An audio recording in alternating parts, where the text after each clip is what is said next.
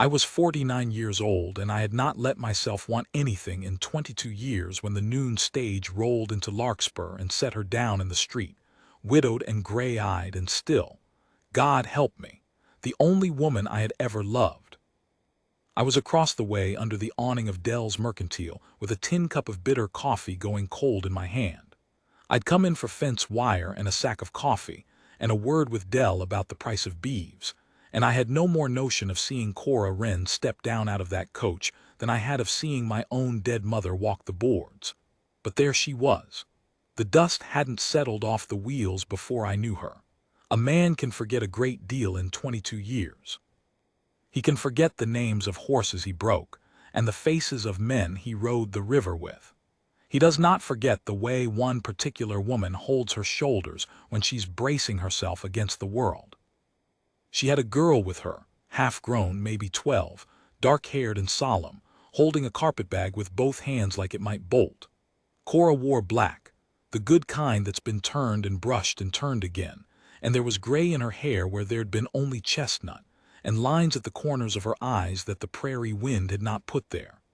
She looked tired the way you get tired when the tiredness has gone all the way down into the bone and decided to stay. The cup went down on the bench beside me. I didn't decide to set it there. My hand did it, and then my boots were carrying me off the boardwalk and out into the street, and I had not one earthly word ready in my mouth. You'll want to know how it came to be that I was a man of nearly 50 with 1,000 head of cattle and a good house at Saddleback Mesa, and not one living soul to leave it to. That's a story with Cora Wren in the middle of it, same as everything in my life that ever mattered. We grew up together, near enough. Her father was the preacher at Larkspur when Larkspur was 3 buildings and a horse trough, and mine ran cattle out where the Sabino comes down off the bench in a long green draw. I was the kind of boy who could gentle a colt but couldn't sit still in a church pew to save his immortal soul, and she was the preacher's daughter who could quote you scripture and beat you to the top of Saddleback Mesa on a borrowed pony and laugh the whole way up. I taught her to ride proper, sitting a horse like she was poured into the saddle. She taught me my letters in the back of her father's church on a slate, her finger on the line, patient as snowfall, because I was too proud to let the schoolmaster see how far behind I'd fallen riding for my father instead of learning. That was the thing we had in common, you understand, that nobody else could see. To the town she was the preacher's girl and I was a wild ranch boy, and there wasn't supposed to be a thing between us but a nod on Sunday.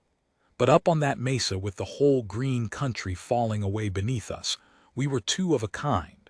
We both loved the high country with a love we couldn't put words to. We both kept our grieving private. She'd lost her mother young, and I'd lost a brother to the river crossing, and neither of us let it show in front of folks. And we both had a way of going quiet at the same moment, looking at the same far thing, and knowing the other one saw it too. You can call that a child's fancy if you want. I'm an old man now, and I've turned it over more nights than I could count, and I tell you it was the truest thing either of us ever had. I asked her to marry me when I was 26 and she was 23. I didn't have a ring worth the name. I had a thin gold band that had been my mother's, worn near to wire, and I gave it to her up on the mesa with the wind taking the words half out of my mouth, and she put it on and said yes before I'd finished asking. We were going to be married in the fall, after the gather. Then the war came, the way it came for every man of an age in those years, and I went. I won't tell that part. It's not the part that matters, and it's not a thing a man tells. What matters is that I was gone near 2 years, and I wrote her when I could, which wasn't often and wasn't sure, and I came home in the spring with a stiff knee that aches yet when the weather turns and a wish to see one face in all the world. The Wren parsonage was empty when I rode up to it. Shutters closed, garden gone to weeds, a chalk mark on the door where a freight company had noted a forwarding. Old Dell, who had the mercantile then same as his son has it now, came out and stood with his thumbs in his belt and would not meet my eye for a long moment. Reverend Wren took bad debts, Dell told me finally, borrowed against the church land and lost it. The whole family went east near a year back. Cora and he stopped and I made him go on. Cora married. A banker's son out of St. Joseph. Her daddy made the match to settle what he owed. They say she didn't want it. They say she cried at the wedding. But it was done, Wade. It was done a long while before you got home. I asked about my letters. He said no letters had come for her that anybody knew of. I asked about hers to me. He shrugged. The war scattered mail like chaff. Whole sacks of it never came home at all. There was a small thing waiting for me at the parsonage all the same. Folded into the chink of the door frame, gone soft with weather, was my mother's ring, the thin gold band and no note with it. Just the ring, given back the only way she could give it back to a man who wasn't there. I have carried that ring in my vest pocket every day of my life since. I carry it now. I did not go to pieces. A man of my country doesn't let it be seen. I went home to Saddleback Mesa, and I buried my father that next winter, and I put my back into the place. I bought out the Mercer Range when it came up, and the bench land beyond it, and I built the herd until my brand was on more cattle than any man between the Sabino and the Breaks. I built the house I'd meant to build for her. A good house, 2 stories, a real glass window facing the mesa so a body could watch the light come up over it of a morning. And then I lived in it alone for 15 years and let the second story gather dust, because there'd been only one woman I ever meant to bring up those stairs, and she was a banker's wife in St. Joseph with my mother's ring left behind in a doorframe. The town tried the first years. There were socials, and there was the widow Hatch who set her cap at me hard, and there were 2 or 3 good women who'd have made a sensible match and no fault to them. I was civil, and I was useless. A man can only give a thing away once. I'd given mine up the mesa with the wind in it, and there wasn't a second one to hand over. So now you understand why a tin cup ended up forgotten on a bench, and why my boots carried me out into the dust of the Larkspur Street without my leave. The noon of the day Cora Wren came home. She saw me coming. I watched her see me. I watched the years go off her face for 1/2 a heartbeat and the girl look out through the window, and then the widow shut the door on the girl again, because that is a thing the tired learn to do. The daughter pressed in against her skirt and stared up at me with eyes the gray of river ice. "Hello, Wade," Cora said, just that, like it had been a Sunday and not a lifetime. "Cora," my voice came out rough as a rasp. I took my hat off. I didn't know what to do with my hands after that, so I put it back on, which is a fool thing, and she watched me do it, and something moved at the corner of her mouth that on a better day might have been the ghost of a smile. "This is my daughter," she said. Pearl, this is Mr. Tanner. He knew your grandfather." "How do," the girl said, polite and wary. "How do," I said back, and that was the whole of my eloquence. There was a silence then, with 22 years standing in the middle of it, and neither of us would walk around it. The stage driver was throwing down a trunk and a crate and a bundle of bedding, the whole worldly weight of 2 people, and it didn't make much of a pile. I saw Cora look at it and square her shoulders the way she'd squared them stepping down, and I knew before she said a word that she had come home not because she wanted Larkspur, but because Larkspur was the last place left that she had any claim on at all. "You've done well," she said, looking past me at the town, which had grown to a proper main street since her day. "I heard you'd built up the mesa." "It runs," I said. "You've come to stay." "I've come to teach." She lifted her chin. "Larkspur's wanted a school teacher 2 years running and couldn't keep one. I wrote the board. They've given me the school and the old Prout cabin behind it." A pause. "It's enough." It was not enough. I could see it wasn't enough the way I could see weather coming off the breaks. A widow and a near-grown girl, a trunk and a crate and a bundle. The good black turned twice. But I knew Cora Wren, or I'd known her, and the surest way to make her dig her heels was to let her catch the smell of pity off you. So I didn't offer her a thing. I touched my hat and I said the schoolhouse was a sound little building and the children needed her, and I'd be obliged if she'd let me carry the trunk as far as the freight wagon, which a man would do for anybody, and she let me, and that was all. I carried the trunk. It weighed nothing. My whole arm shook setting it down, and I told myself it was the stiff knee. Larkspur is a small place, and there is no hiding in it. Inside a week, the whole town knew the new schoolteacher was the preacher's daughter come back a widow.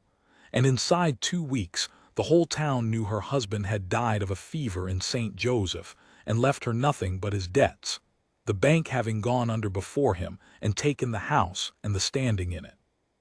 The talk had it that she'd auctioned her own furniture to pay what she could of what he owed, and come west with what the auction left her, which was a trunk and a crate and a girl. The talk did not say it unkindly. Larkspur had grown into the kind of town that took a liking to a woman who paid her dead man's debts when the law didn't make her, and stood the rest down, and came home to teach its children for $40 a quarter and not a word of complaint. She was good at it, too. I'd hear it from the men, whose young ones came home knowing their sums and their states, and from their wives, who'd started out wary of a schoolmarm too handsome and too quiet, and ended up half in love with her themselves. She kept the Prout cabin neat as a pin on nothing. She kept Pearl in clean dresses and good shoes when I knew for a fact there couldn't have been $3 in the house. She came to church Sundays and sat in her father's old pew, and sang the hymns in a voice gone deeper than I remembered but true. And she did not look once toward the back of the church where a wild boy had learned his letters off a slate, and I did not let her catch me looking either. I had no business near her, and I knew it. She'd been another man's wife. She had a daughter to raise and a hard road to walk, and the last thing on God's earth she needed was a stove-up old bachelor turning up at her door with his hat in his hands, dragging 22 years of hurt behind him like a busted travois. So I stayed up at the mesa and ran my cattle and told myself I was a sensible man. I lasted a month. It was Pearl in the end that put the first crack in me, and her mother never knew it for the longest time. I'd come into town for the mail and found the child sitting on the steps of the closed-up bank in the cold with her arms around her knees, white in the face, trying not to cry and not making much of a job of it. School had let out an hour back. Her mother, she told me when I'd hunkered down to her level, had gone to the Hatch place to nurse old Mrs. Hatch through a bad spell, the widow Hatch being too frail to do it alone, and would be the night. Pearl was to wait at the cabin. But Pearl had got herself turned around. The town was still new to her, and ended up here. And now it was coming on dark and cold, and she didn't rightly know the way back and was too proud, being her mother's daughter, to go knocking on a stranger's door to ask. I have wondered since whether that child knew exactly who I was when she let me find her, and chose me, the way her mother chose things, quiet and sure. I'll never know. I put her up in front of me on the horse and walked him slow through the dusk to the Prout cabin, and I built up the fire that had gone to coals, and I found there was nothing in the place to eat but cornmeal and a little salt pork. So I rode home and rode back with a sack of provisions, flour, beans, coffee, a side of bacon, a tin of peaches because a child ought to have something sweet, and I left it on the step and I did not knock, because I knew what knocking would cost her mother's pride. I sat with Pearl till she was warm and fed and sleepy, and I told her how to count the corners home from the school, and I told her not to wait in the cold again but to come straight to Dell's, who'd see her right. And when her mother came home at dawn gray with no sleep, I was long gone, and there was firewood split and stacked by the door that hadn't been there the night before, and a sack of provisions she'd never bought. She knew, of course she knew. There's only one man in a county leaves a tin of peaches for a child he's no claim on and won't knock to be thanked for it. She came up to the mesa herself, 3 days on, riding a borrowed mule side saddle, her back straight as a fence rail, and she found me in the corral with a 2-year-old that didn't want gentling, and she sat that mule at the rail and waited till I'd done, because she'd been raised not to spook a man working a green horse, and that small courtesy near broke me worse than anything she could have said. "You'll not do that again," she said when I'd come to the rail. Her voice was even. "Leave things, provisions, wood. You'll not do it." "A child was hungry," I said. "My child," she said, "mine to feed." "I know who she is." "Do you?" She looked at me then, full on, the first time she'd let herself, and there was something in it that wasn't anger though it wore anger's clothes. 22 years, Wade, and the first I hear from you is bacon left on my step like I'm a charity case at the back of the church. I paid my husband's debts to the last dollar. I crossed half a country with a girl and a trunk. I have a position and a roof, and I am not, her voice caught, just the once, and she mastered it. I am not a thing for you to feel sorry for. I never thought you were, I said, and it came out harder than I meant, 22 years hard. I've never in my life felt sorry for you, Cora Wren. I've felt about 100 other things, and not one of them was that. We looked at each other across the rail with the green horse blowing behind me, and I watched her decide whether to ride off, and watched her decide not to. I never knew what became of you, she said at last low. After, I asked when I could. Nobody knew. Some said you didn't come home from the war at all. I came home, I said. I came home to an empty parsonage and a chalk mark on the door and my mother's ring stuck in the frame. She went white, whiter than pearl on the bank steps. You found the ring. I've carried it ever since. Wade, she put her hand to her mouth. The mule shifted under her. Wade, I wrote you, do you hear me? I wrote you twice a week for a year. When he made the match, I wrote you to come. I wrote you not to believe it. I wrote you I'd run if you'd only come and get me. I left the ring because I didn't have the right to keep it once I was promised to another man, and it was the hardest thing these hands ever did. But I wrote you. And you never came, and you never answered, and I thought, God forgive me. I thought you died, or worse, that you'd read them and decided a ruined preacher's daughter wasn't worth the ride. The bottom went out of the world for a second. I never got a letter, I said. Not one. After the first winter, not one word. We stood there, the two of us, with 22 years rearranging themselves around us like a herd settling after a stampede, and neither of us could speak.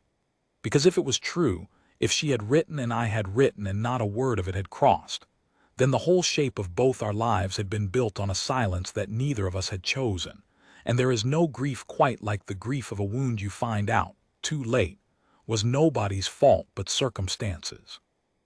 My father, she said finally, and her voice had gone to ash. Oh, Wade, my father. It took us the better part of that fall to learn the whole of it, and we learned it the way you eat a hard thing, in small bites, because more than that at once would choke you. Her father, the Reverend Wren, had been a good man drowning. He'd lent the church his name to a land scheme, the way good men do who think their goodness is a kind of luck, and the scheme had gone bad, and he'd stood to lose not only his own little but the churches, the congregations, the trust of every soul who'd put a coin in his plate.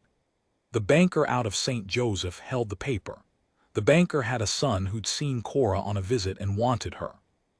And the Reverend Wren, a drowning man, had made the only trade that would keep him from pulling the whole town down with him. His daughter for the debt. Cora had fought him. I learned that and was glad of it, in a grim way, glad she'd fought. But she was a girl of 23 in a year when a daughter's fighting didn't count for much against a father's need and a church's ruin.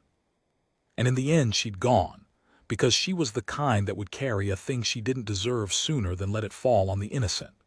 She'd gone, and she'd written me, and her father meaning, I do believe, to spare us both a longer hurt, meaning it for mercy, the way drowning men mean things. Her father had taken her letters out of the post and burned them, and turned back any of mine that ever found their way to the parsonage before they sent the family east.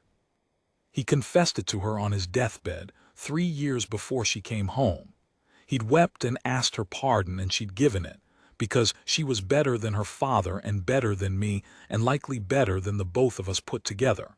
But she'd carried it alone all that while. She hadn't known whether I was alive to be told. I won't pretend I forgave that old man easy. I sat up many a night that fall with the lamp burning and his ghost across the table from me and hard words in my mouth.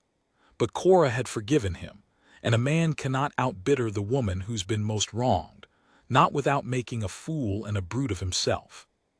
So in time I let it go down into the same deep place where I kept my brother and the war and the 15 empty years, and I closed the lid on it, and I turned what was left of my life toward the only thing that had ever been worth turning it toward. But I went slow. Lord, I went slow, and so did she.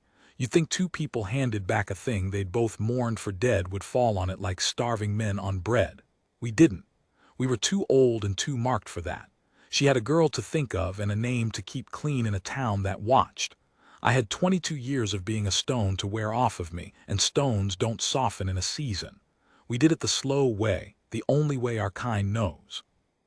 I started coming to town of a Saturday, and somehow I'd be passing the school as it let out, and somehow I'd walk Cora and Pearl as far as the Prout cabin, the three of us, the girl chattering between us about her sums and her schoolyard wars, and the talk would turn to the old times careful, like you'd turn over a stone you suspected of snakes.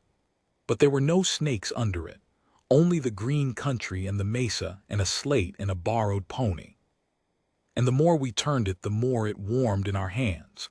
I taught Pearl to ride, the way I'd taught her mother, on a gentle old mare named Biscuit that I led down off the mesa for the purpose, and Cora stood at the rail and watched and didn't say a word. But I caught her face once when she thought I wasn't looking, and it was the face of a woman watching the past and the present lay themselves down peaceful side by side. I asked her up to the mesa for Sunday dinner along about the first snow, her and Pearl both, plain and above board, with old Mateo who cooked for me there as chaperone enough to satisfy the church ladies. She came.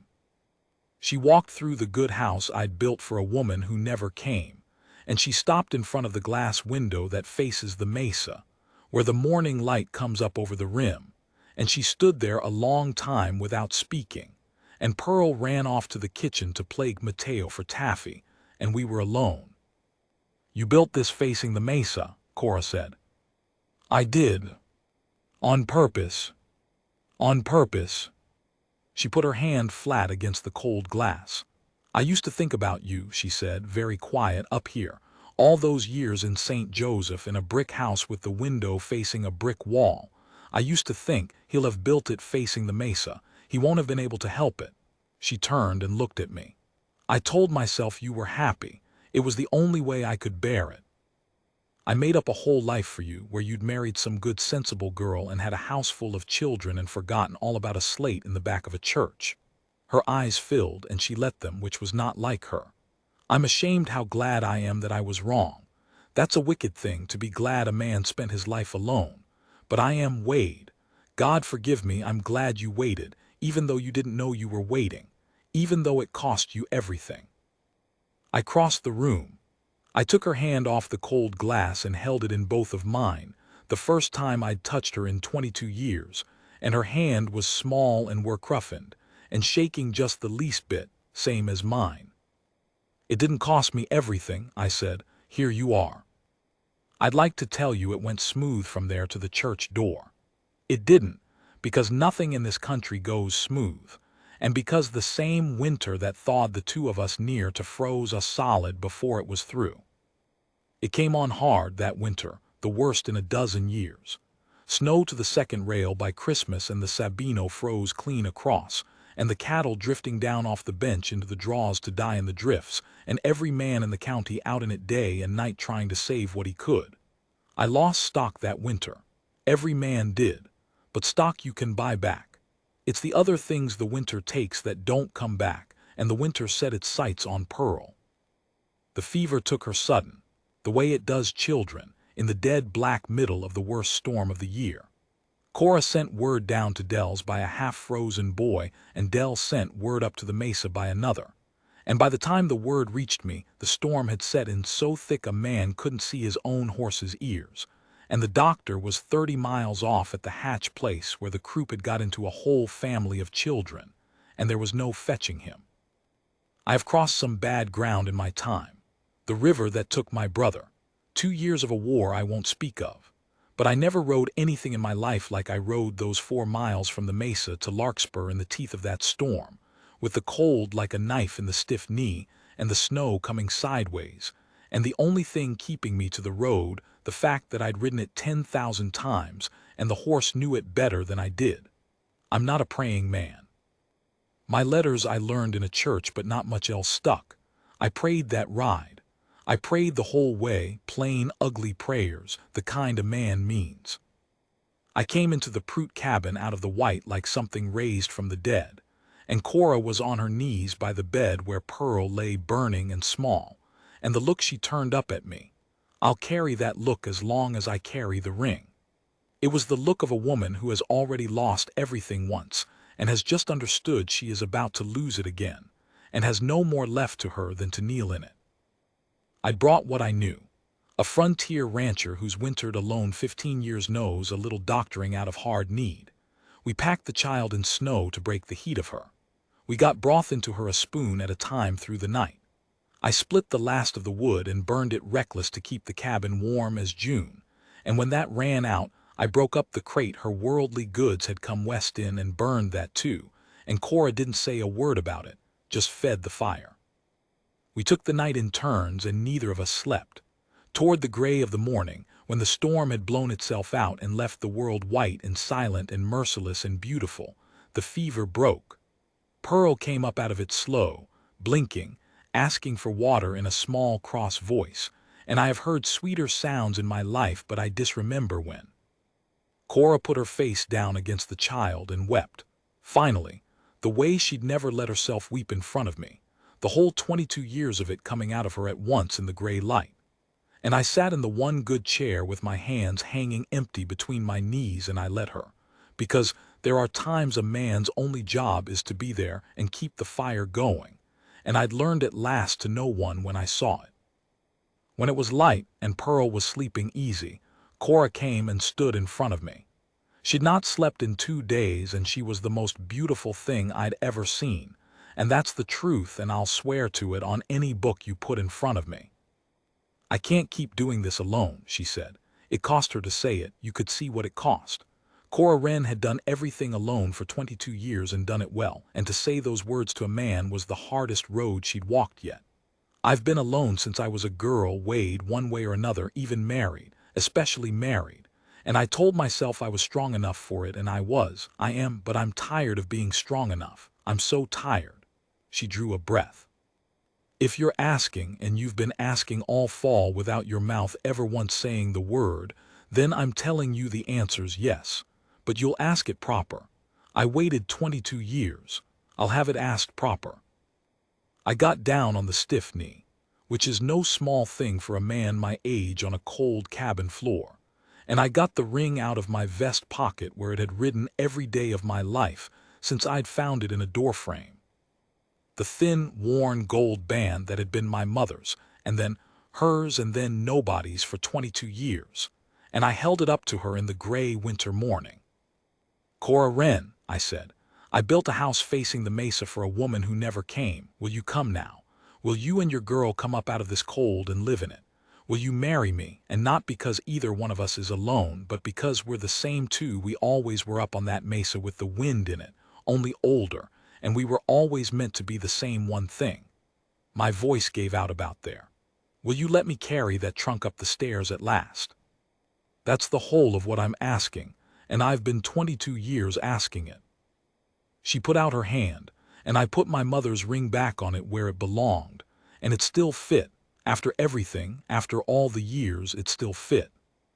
Yes, she said, you wild fool of a man, yes. We were married in the spring in her father's old church, by the new young preacher who didn't know the half of what he was joining, only that 2 gray-headed folks were grinning at each other like children at the front of his church, and the whole town had turned out and brought food enough for an army. Pearl stood up with her mother. I bought the girl a dress the color of bluebells, and she carried wildflowers and scowled at the fuss and was, anyone could see, the gladdest creature in that church.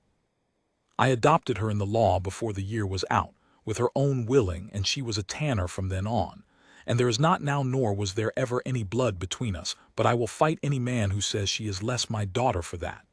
She gave me grandchildren in time, 3 of them. They're up at the mesa yet, running the place, because Pearl married a good steady hand of mine named Royce, and they had the sense to stay.